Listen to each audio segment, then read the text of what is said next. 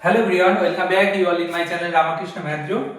The question is from CSR NET December 2025 memory based question. Okay. See, the question is from LPP. Question is from LPP. Okay.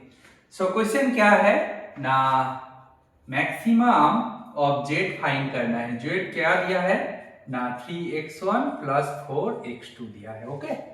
और क्या दिया है, जो constants दिया है, constants जो है वो है 3x1 प्लस 2x2 लेस और इक्वल टू 12 दिया है. 3x1 plus 5x2 less than और इक्वल टू 15 दिया है. और 2x1 माइनस x2 ग्रेटर और इक्वल टू 0 दिया है. और x2 लेस और इक्वल टू 2 दिया है. और x1 x2 ग्रेटर और इक्वल टू 0 दिया है. जो ऑप्शन गिवन है, ए ऑप्शन दिया है 11, बी ऑप्शन दिया है 13, सी ऑप्शन दिया है 14 एंड डी ऑप्शन दिया है 15. Okay, this is the given question. तो इसको अप्रोच कैसे करोगे? ओके, इसको अप्रोच कैसे करोगे ये देख लेना है. फर्स्ट ऑफ ऑल देखो, अच्छे से ग्राफिकल अप्रोच से टेस्ट करेंगे क्योंकि 2 वेरिएबल्स में दिया है. इसका ग्राफ देख लेते हैं अच्छे से.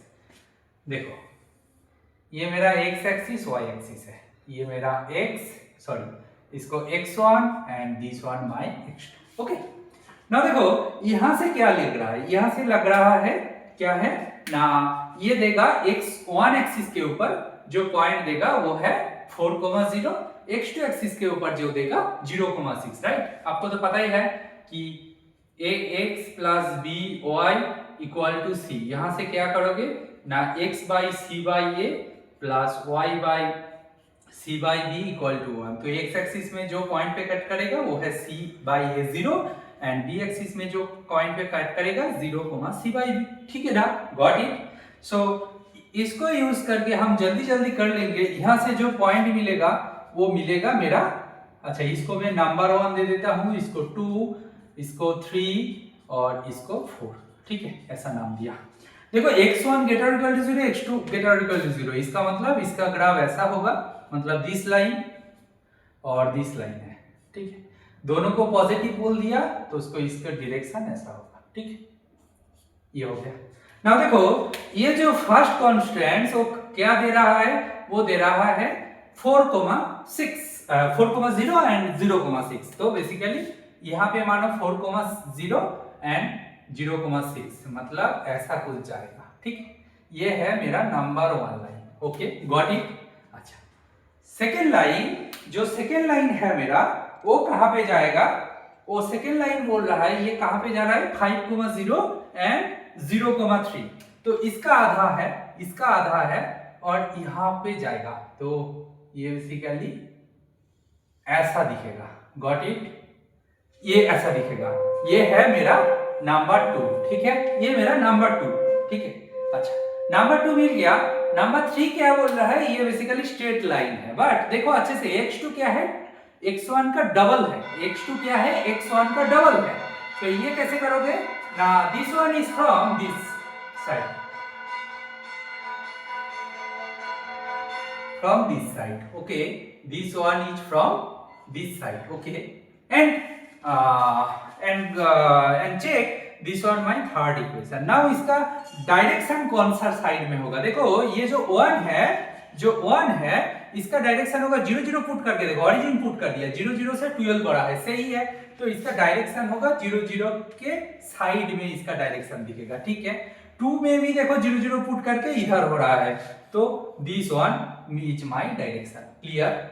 एंड फॉर थर्ड वन देखो यहाँ पे कुछ पुट करके देखो, यहाँ पे पुट करके देखो थर्ड वन कहां से जा रहा है, कोई भी पुट करके देखो. ये वन, दिस वन देखो, -1 0 पुट करके देखो, -1 0 पुट करके देखो. यहां से एक पॉइंट उठाया तो -1 0 पुट करोगे तो -2 0, -2 ग्रेटर देन 0. ये सही नहीं है, तो इसका डायरेक्शन होगा दिस साइड.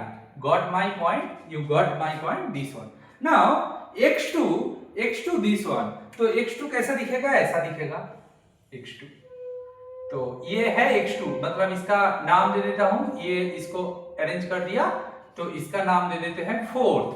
ये फोर्थ इक्वेशन है एंड इसका डायरेक्शन क्या होगा, इसको जीरो पुट करके देखो भाई, 0 से 2 बड़ा है, बिल्कुल सही है, तो इसका डायरेक्शन होगा दिस साइड, दिस साइड।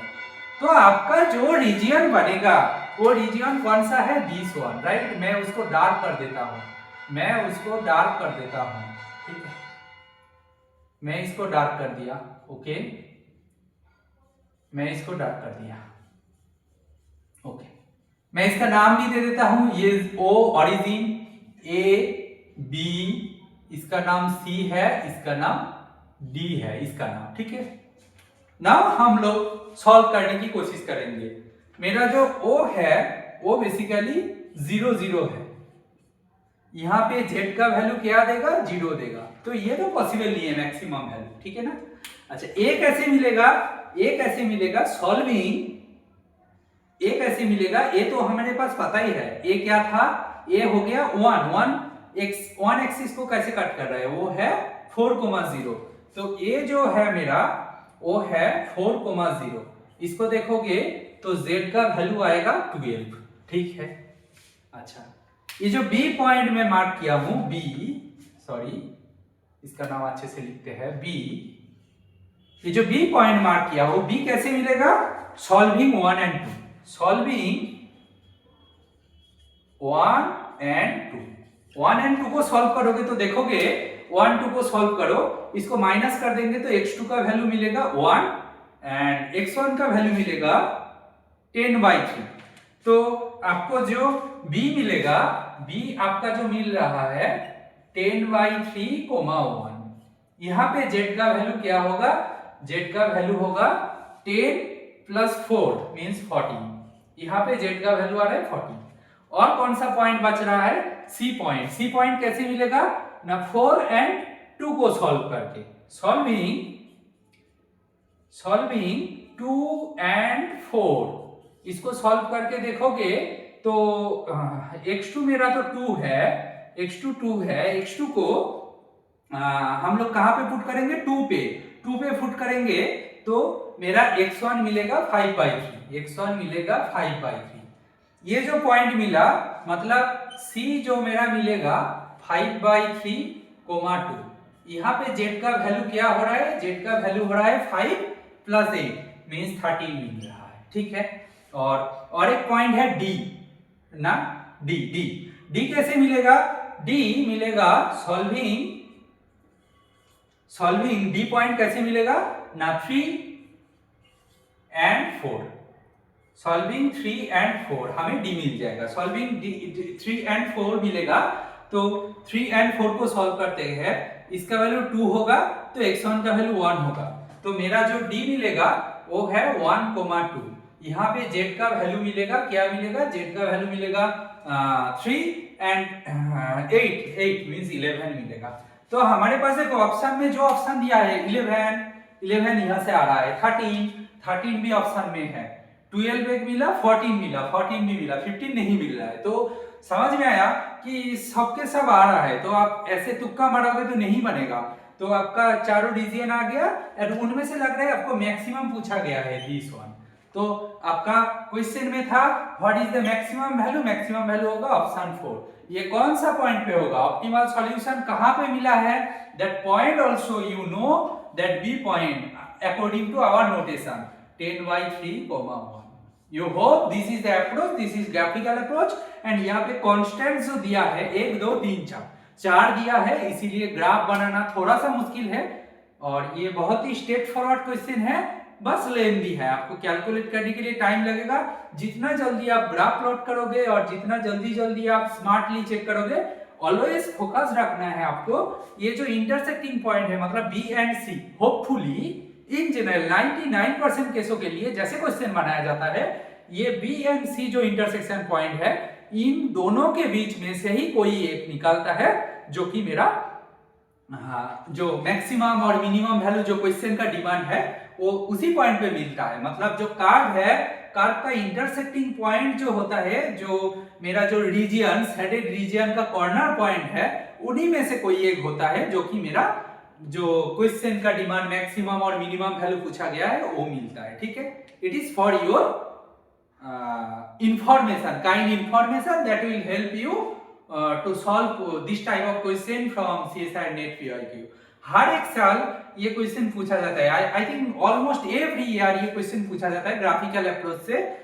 जो CSIR नेट में 3 मार्क्स का एक क्वेश्चन पूछा जाता है।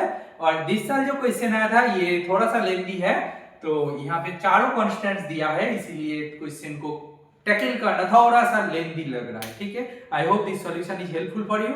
If you like this solution, please like, share and subscribe and support my channel. Thank you.